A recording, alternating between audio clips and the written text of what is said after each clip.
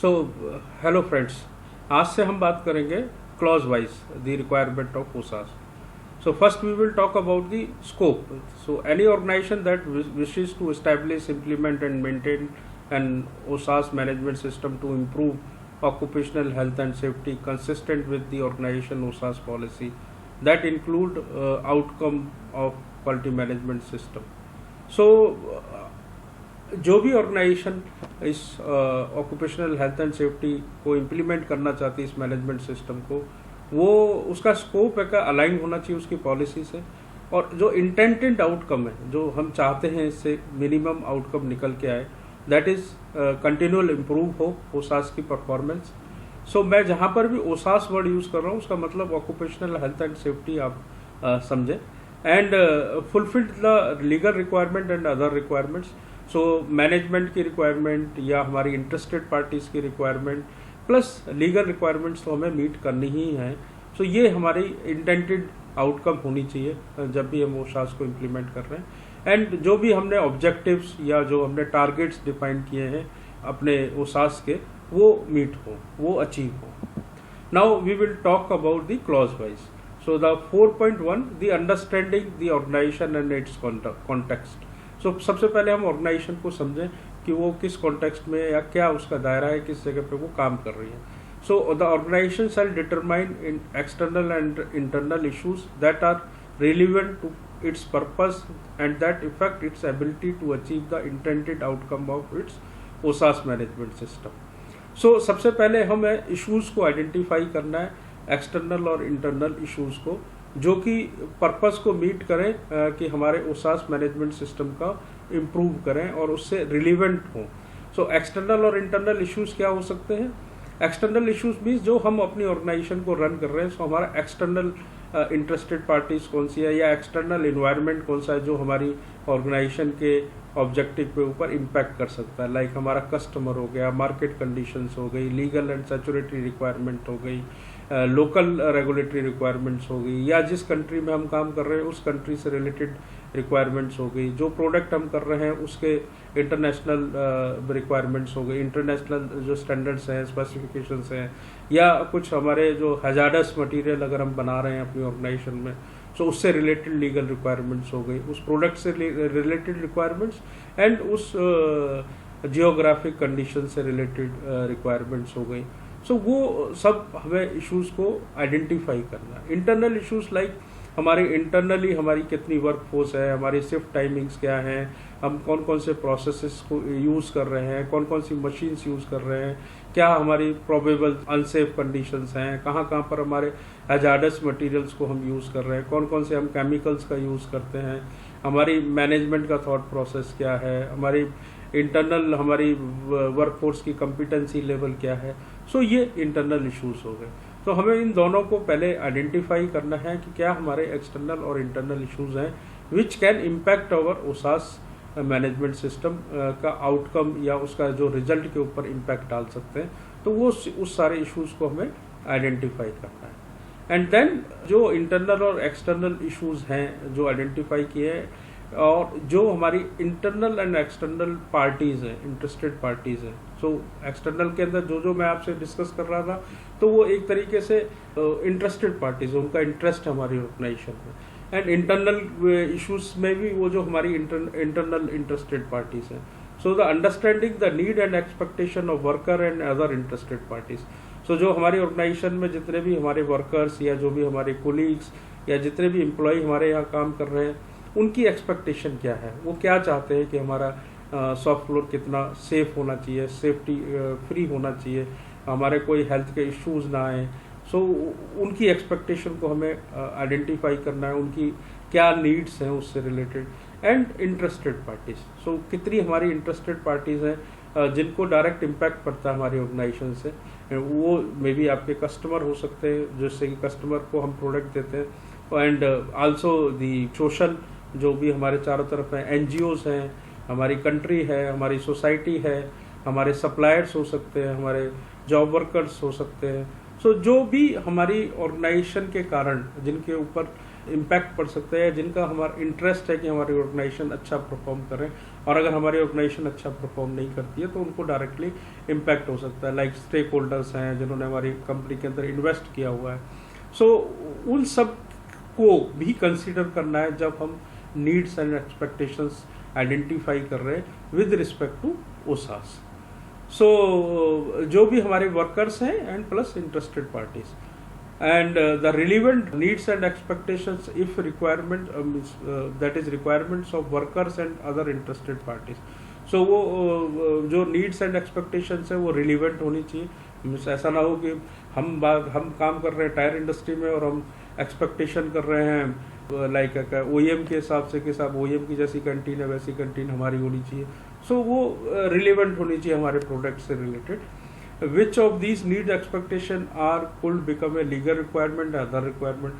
हो सकता है बहुत सारी नीड एक्सपेक्टेशंस वो कन्वर्ट हो जाए लीगल रिक्वायरमेंट में, या हमें लीगल रिक्वायरमेंट्स और अदर रिक्वायरमेंट्स को भी कंसीडर करना है जब हम उनकी नीड्स एंड एक्सपेक्टेशंस को कंसीडर कर रहे हैं। So determining the scope of OHSAS management system. So हम डिटरमाइन करें कि हम मीन्स कैसे हम डिफाइन करेंगे अपना scope. So the organization shall determine the boundaries and applicability of OSAS management system to establish its scope. So हमें अपनी बाउंड्री और हमारा क्या कहाँ पे हमारा ये एप्लीकेबिलिटी रहेगी इस सिस्टम की, उसको हमें डिफाइन करना है। So जब हम डिफाइन कर रहे हैं स्कोप को तो मिनिमम ये कंडीशंस को हमें ध्यान में रखना है जो 3 as per the standard requirement है। Consider the external and internal issues जो हमने 4.1 के अंदर आइडेंटिफाई किए थे। सो वो सारे इश्यूज को भी हमें ध्यान में रखना है कि वो सारे कवर हों हमारे स्कोप के अंदर। Take into account the requirement refer in 4.2। So जो भी हमने नीड्स एंड एक्सपेक्टेशंस आइडेंटिफाई करी सारी इंटरेस्टेड पार्टीज की या अपने वर्कर्स की, सो वो भी हमारे अपने इस स्कोप में या उसके अंदर कवर होना चाहिए, हमारे स्कोप में क्लियरली वो रेफर करना चाहिए। टेक अकाउंट द प्लान्ड और परफॉर्म वर्क रिलेटेड एक्टिविटीज। सो जो भी हम अपनी ऑर्गेनाइजेशन में काम कर रहे हैं, जो भी हम प्रोडक्ट बना रहे हैं, जो भी प्रोसेस कर रहे हैं, सो वो सारी की सारी एक्टिविटीज उसके अंदर कंसिडर हों। So the OHSAS management system shall include the activities, products and services within the organization, control और influence that can impact the organization OHSAS performance. So वो सारी सर्विसेज जो हम प्रोवाइड कर रहे हैं अपनी ऑर्गेनाइजेशन से या जो हम प्रोडक्ट्स सारी ऑर्गेनाइजेशन से प्रोवाइड कर रहे हैं, उस सबको हमें कंसीडर करना है। या हम कुछ इन्फ्लुएंस कर रहे हैं किसी के ऊपर सर्विस से या अपने प्रोडक्ट से, सो उसको भी हमें अपने स्कोप के अंदर कंसीडर करना है। So the scope shall be available as documented information. So scope को हमें क्लियरली डिफाइन करना है और स्कोप से क्लियर हो कि हमारा क्या दायरा है, कि हम क्या प्रोडक्ट बना रहे हैं या क्या हम सर्विसेज दे रहे हैं या हम किस टाइप का प्रोसेसेस यूज़ कर रहे हैं, किस टाइप की हमारी ओवरऑल हमारे मैन्युफैक्चरिंग प्रोसेस से हमारी ऑर्गेनाइजेशन से किस किस को इम्पैक्ट हो सकता है, वो इंटरनल और एक्सटर्नल पार्टीज कौन कौन सी है। थोड़ा सा एक क्लियरली उस स्कोप से क्लियर है मालूम चलना चाहिए कि उसका पूरा दायरा कितना, उसकी बाउंड्री क्या है। So the OSAS management system, the organization shall establish, so implement and maintain, continually improve an OSAS management system. So हम establish करें सिस्टम को, उसके बाद establish का मीन्स रूल्स बनाएं, प्रोसीजर्स बनाएं, प्रोसेस बनाएं एंड देन उनको इम्प्लीमेंट करें और फिर उसको मेंटेन भी करें और जहाँ जहाँ पे ज़रूरत हो तो उसको कंटिन्यूली इम्प्रूव करें। सो हमें अपने SOPs में, प्रोसीजर्स में, प्रोसेसेस में जहाँ पर भी हम इम्प्रूव के बाद हमें कुछ आइडियाज़ के बाद अगर कुछ आता है तो हम उसको दोबारा से रिव्यू करके दोबारा उसके अंदर चेंजेस करके उसको फर्दर इम्प्रूव करें, विच can impact in OSAS management. include the process needed and their interaction in accordance with the requirement of this document. So कितने हमारे processes हैं उसको identify करें और उसको हम उन processes को कैसे interact कर रहे हैं कि कौन सा process का output किस process के साथ input हो रहा है या कौन सा process किसके साथ interlink है। So वो पूरा हम interaction को बनाएं कि किस process की input किसको जा रही है। So like processes may be like HR process, तो जितने भी हमारे ऑर्गेनाइजेशन में प्रोसेस है, HR, purchase, store, maintenance, manufacturing, HR process, so वो सेफ्टी का अगर हमारा कोई प्रोसेस है या ऑर्गेनाइजेशन है तो वो प्रोसेस, इस सबको हम आइडेंटिफाई करें एंड उसको इंटरेक्ट करके बताएं कि वो कैसे आपस में इंटरेक्ट कर रहे हैं। And now come to the requirement related to leadership and commitment. So यहाँ पर विशेष ध्यान रखना है कि ओसास के केस में हमें वर्कर्स का पार्टिसिपेशन बहुत जरूरी है। तो थ्रू आउट दी ऑर्गेनाइजेशन हर एक आदमी का पार्टिसिपेशन जरूरी है, क्योंकि सभी लोग ऑर्गेनाइजेशन में आ रहे हैं और किसी के साथ भी कोई इंजरी या कोई हेल्थ इशू हो सकता है। तो सभी लोग इन्वॉल्व रहें, सभी लोग आइडेंटिफाई करें कि क्या क्या रिस्क है और कहाँ कहाँ पर पॉसिबिलिटी है इम्प्रूव करने की, क्या अपॉर्चुनिटीज़ अवेलेबल है, सो दैट कि हम उनको इम्प्लीमेंट कर सकें और हमारा अल्टीमेट गोल जो हेल्थ से रिलेटेड या जो इंजरीज से रिलेटेड है इंसिडेंट्स ऑर्गेनाइजेशन के अंदर कम से कम हो। So the top management shall demonstrate leadership and commitment with respect to OHSAS management system by, कैसे हम कमिटमेंट शो कर सकते हैं कि टॉप मैनेजमेंट इन्वॉल्व है और वो लीड कर रही है इस मैनेजमेंट सिस्टम को। So taking overall responsibility and accountability for the prevention of work related injuries and ill health as well as provision of safe and healthy work place and activities. So हम responsible बने as a management, हम accountable बने। अगर कोई incident होता है तो हम कहें कि हाँ ये हमारे कारण हुआ, या हम उसकी अकाउंटेबिलिटी लेते हैं और इसको इम्प्रूव करेंगे। अगर कुछ हुआ है तो हो गया जो हो गया, लेकिन आगे नहीं होगा तो हम उसको प्रिवेंट करेंगे अपने वर्क प्लेस को, कि कोई और हेल्थ इश्यूज ना आए और कोई इंजरीज और दोबारा से रिपीट ना हो, एंड सेफ इन्वायरमेंट हम दे सकें सभी को। सो ये हमें एक अकाउंटेबिलिटी एज ए मैनेजमेंट लेनी पड़ेगी, and we should take a responsibility for that also. Ensure that the OSAS policy and related objectives are established and compatible with the strategic direction of the organization. So हम policy define करें OSAS की, कि हमारी zero tolerance policy है या हम safe environment देंगे through सभी लोगों को, एंड उससे रिलेटेड ऑब्जेक्टिव्स को डिफाइन करें। एंड ये ऑब्जेक्टिव एंड पॉलिसी हमारी बिजनेस की जो स्ट्रेटेजिक डायरेक्शन है उसके अलाइन होनी चाहिए। ऐसा ना हो कि हमारे ओसास के ऑब्जेक्टिव एंड पॉलिसी कहीं और है, हम प्रोडक्ट एंड सर्विसेज के या हमारे क्वालिटी के पॉलिसी कहीं और जा रही है। हम प्रोडक्ट कुछ बना रहे हैं और हम ऑब्जेक्टिव कुछ रख रहे हैं। सो वो अलाइन होना चाहिए। So ensuring the integration of OHSAS management system requirement into the organization business process. So हमारा जो कोर बिजनेस प्रोसेस है, जो हम प्रोडक्ट बना रहे हैं, जो हम प्रोसेस बना रहे हैं, या जो भी हम सर्विसेज दे रहे हैं, सो उससे अलाइन होना चाहिए।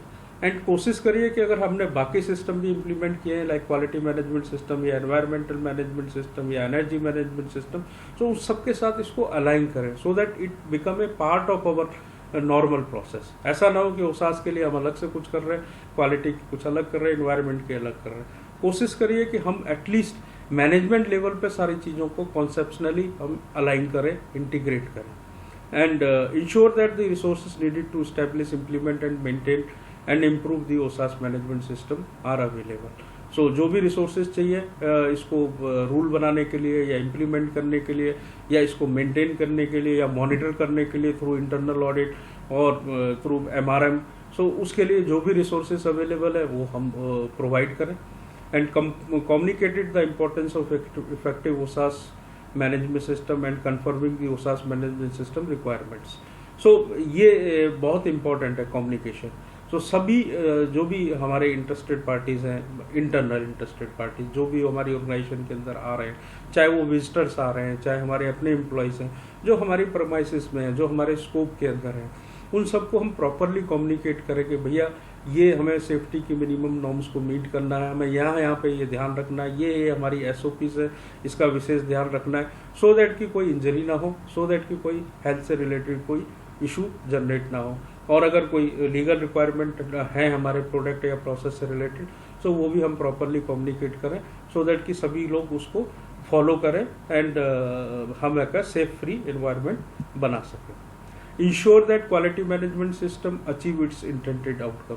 सो जो हमारा इंटेंट है इस ओसास को इम्प्लीमेंट करने का वो अचीव हो सके, बिल्कुल सेफ्टी फर्स्ट, बिल्कुल विदाउट सेफ्टी मीन्स अगर जो हमारा वर्क कल्चर है हमारी ऑर्गेनाइजेशन का वो सेफ फ्री हो, सेफली हो। So directing and supporting persons to contribute to the effectiveness of OSAS management system. So हम लोगों को गाइड करें, लोगों को डायरेक्शन दें, उनको सपोर्ट करें जहाँ जहाँ पर उनको ज़रूरत है, सो दैट कि हमारे OSAS का सिस्टम इफेक्टिवली इम्प्लीमेंट हो सके. Ensuring and promoting continual improvement. So वहाँ पर हम इंश्योर करें और प्रमोट करें उस कल्चर को कि वो लोग इम्प्रूव करें.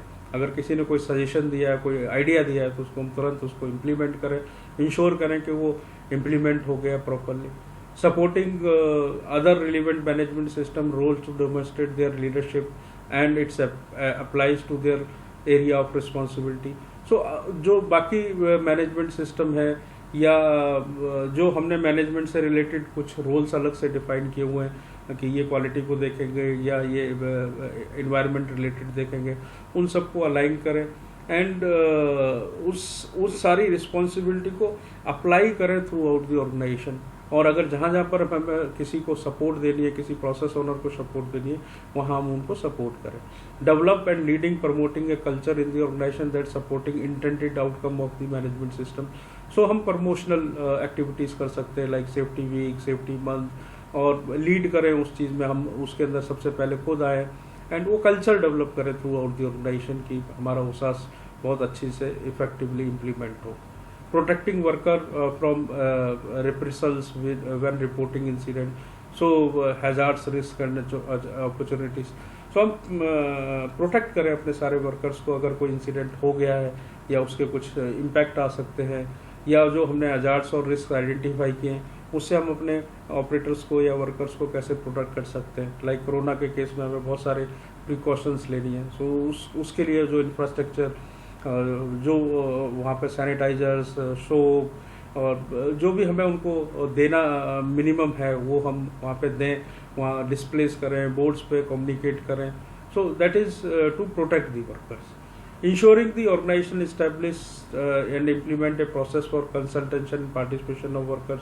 सो हम इंश्योर करें कि सब लोग इसके अंदर इन्वॉल्व हों, वर्कर्स भी आइडिया दें, सब लोग सजेशन दें, सब लोग आइडेंटिफाई करें कि कहाँ पर क्या रिस्क है एंड क्या क्या अपॉर्चुनिटीज़ हैं, क्या कहाँ पर हम फर्दर इम्प्रूव कर सकते हैं. Supporting the establishment and functioning of health and safety committees. तो जहाँ जहाँ पर हम कमेटीज़ की बनाने की ज़रूरत है, जहाँ जहाँ पर टीम बना करके और एक तरीके से आपस में डिस्कस करके अगर हम कुछ एक्शंस बना सकते हैं, तो उस टाइप की कमेटीज़ को हम इस्टेब्लिश करें, उनको सपोर्ट करें और उनके फंक्शंस को बार बार इफ़ेक्टिवली मॉनिटर करें, और उनको कुछ रिसोर्स चाहिए तो वो रिसोर्स हम टाइम टू टाइम प्रोवाइड करें. सो नीचे बिजनेस को थोड़ा सा क्लैरिफाई किया है. So hope I have clarify कि जो भी बिजनेस की इंटरेस्ट है उस सबको इसके साथ अलाइन करें. मीन्स हमारे बिजनेस गोल्स को भी OSAS गोल्स के साथ अलाइन करें. And business is the core purpose of the organisation. Means हमारा बिजनेस का मतलब क्या है कि हमारे ऑर्गेनाइजेशन क्यों लगाई है, प्रॉफिट के लिए, या जो भी हमारा ultimate purpose of the organisation. So thank you for watching and we will continue further.